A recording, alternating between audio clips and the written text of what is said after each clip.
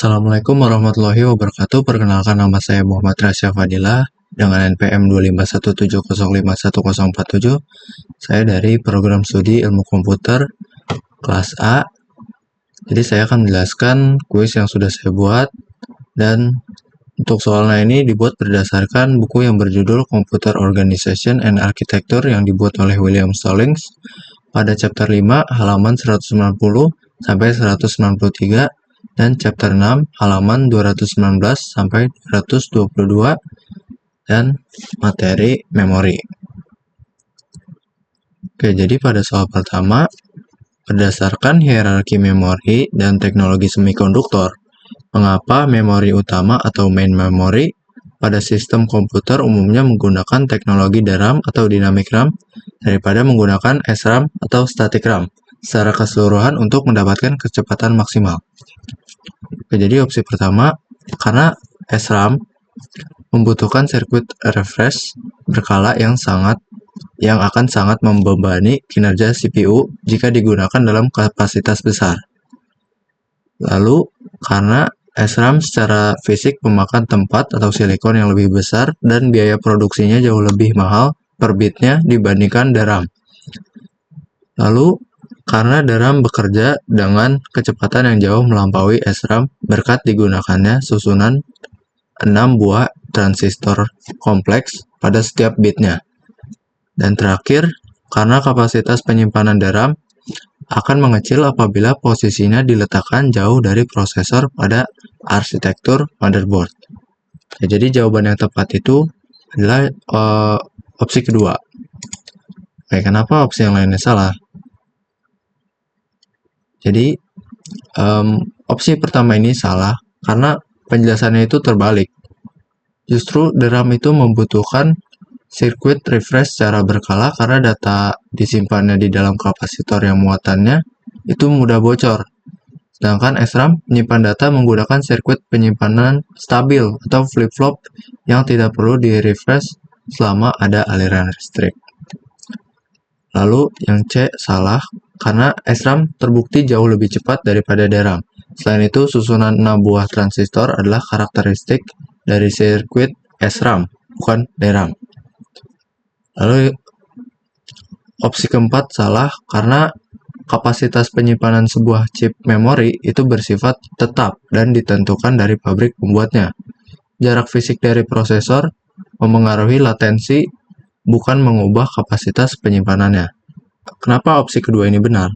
Karena ya itu tadi, SRAM itu sangat cepat, namun untuk menyimpan satu bit data, SRAM membutuhkan sekitar 6 buah transistor. Hal ini membuatnya memakan banyak ruang fisik pada chip silikon dan biayanya sangat mahal. Sebaliknya, DRAM hanya membutuhkan satu transistor dan satu kapasitor per bit, sehingga lebih lambat, namun kapasitasnya sangat padat dan harganya murah, menjadikannya ideal untuk memori utama berkapasitas besar. Oke, lanjut ke nomor selanjutnya. Pada pengorganisasian data fisik dan mekanik dalam sebuah magnetic disk seperti HDD, sistem operasi berusaha mengoptimalkan pembacaan file berukuran sangat besar. Berdasarkan struktur komponen mekaniknya, strategi arsitektural manakah yang paling efektif digunakan untuk meminimalkan arm motion atau gerakan lengan pembaca head sehingga mempercepat kinerja input-output? Oke, jadi opsi pertama memanfaatkan konsep silinder, yaitu menuliskan atau membaca data pada track dengan radius yang sama di semua permukaan platter sekaligus, sebelum menggerakkan lengan ke radius baru.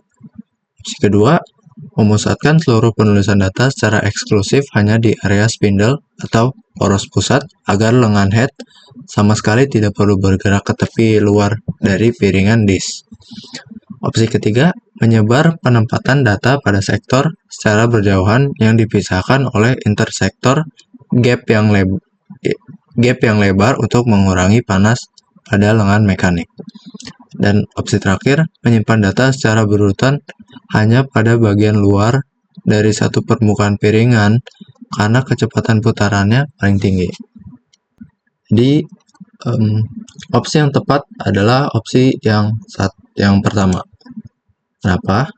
Oke, jadi untuk opsi kedua itu salah karena spindle ini tuh adalah poros atau tiang fisik di tengah harddisk yang berfungsi untuk memutar piringan, bukan area bermagnet tempat data dapat ditulis atau disimpan.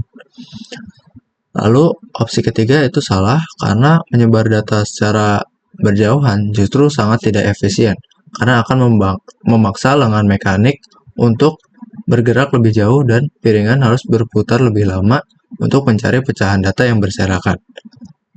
Lalu opsi keempat itu juga salah. Meskipun track bagian paling luar memang bisa memuat data lebih banyak dalam satu putaran penuh, kapasitas satu track itu sangat terbatas. Jadi jika filenya sangat besar, datanya itu bakalan tumpah ke track lain, dimana menulis hanya di satu permukaan secara horizontal akan memaksa lengan untuk terus maju mundur berulang kali dan menggunakan strategi silinder secara vertikal menembus semua plater jauh lebih meminimalkan pergerakan lengan. Jadi jawaban yang tepat itu yang opsi pertama. Jadi dia itu benar karena harddisk itu kan terdiri dari beberapa piringan atau plater yang ditumpuk. Nah, kumpulan track yang sejajar itu di posisi vertikal yang sama pada semua piringan disebut silinder. Karena semua lengan pembaca bergerak bersamaan, sistem dapat membaca banyak data secara vertikal di satu posisi silinder tanpa perlu menggeser-geser lengannya. Ini sangat meminimalkan arm motion-nya.